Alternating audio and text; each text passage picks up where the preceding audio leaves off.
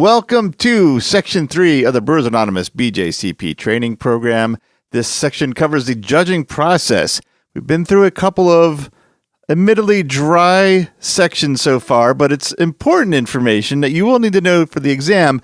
But now we're really going to start getting into the finer points of judging, and we're going to be leading into some hands-on work here very soon in these next few sections. So things are about to pick up.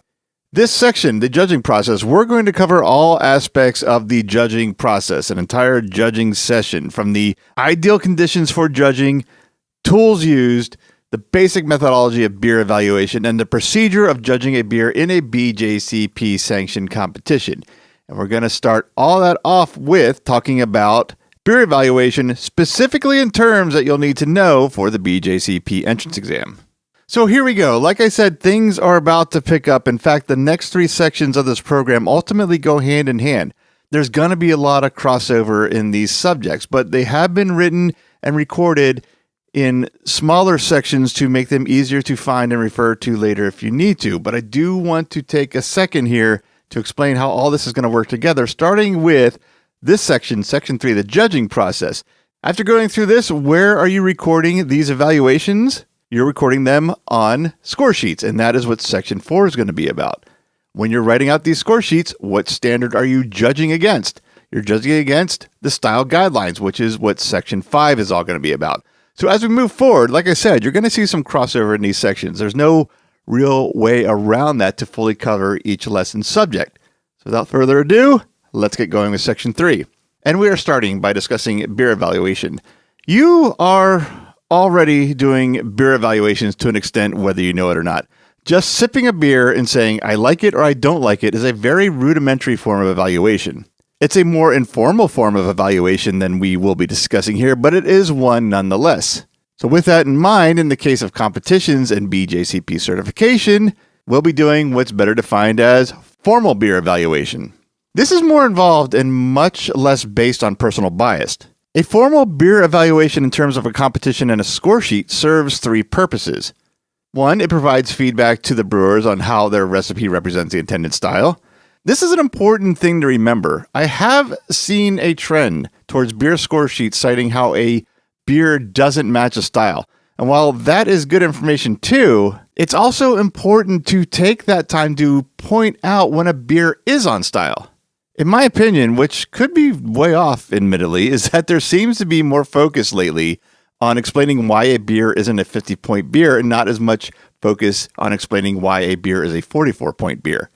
Providing a reason why a beer is both matching and not living up to a style is the information brewers are typically looking for. They want to know, am I close? If so, how close? And if not, why not? Another purpose a formal beer evaluation and competition serves is provides troubleshooting advice and identifying flaws. This is important in both exams that you're going to take for your BJCP certification. It is very likely you're going to get some questions on your entrance exam that relate to off aromas or off flavors, or both, as well, or in addition to what causes off flavors or how to prevent them, or again, both. Your judging exam is going to have beers that don't match the style that they are announced as, and some of them could have some identifiable flaws. You need to note them not only on your score sheet for your exam, but to properly judge a beer, you'll need to mention those as well. This is a subject that we're going to have a very large section of this course dedicated to. We'll be going through off flavors, off aromas, what causes them, how to prevent them, and anything else that comes up along the way. So we will be revisiting this idea in this course. And finally, the third purpose for a formal beer evaluation in a BJCP-sanctioned competition is provides a fairly unbiased method for selecting and recognizing outstanding beers. There's always going to be a touch of bias in judging when people are using their individual senses to do the evaluation. I think everyone can understand that. You could very well prefer one beer out of the flight above all the other beers, but that beer could also be the furthest from the style of the beers you're judging. That preference has to be put aside, and you need to recognize that though that's a really great beer, it's not the style. Case in point with myself, I simply do not like Belgian beers, but I can judge them because I understand what they should be and how to compare them to the style guidelines. Chances are the least Belgian characteristic beer in that flight is going to be my personal favorite, but it's not going to be one I push to the second round or award a medal to in the mini best of show. This even carries over to an extent in Best of Show. While you're not filling out a score sheet for Best of Show, you're still picking the beer that best represents its style.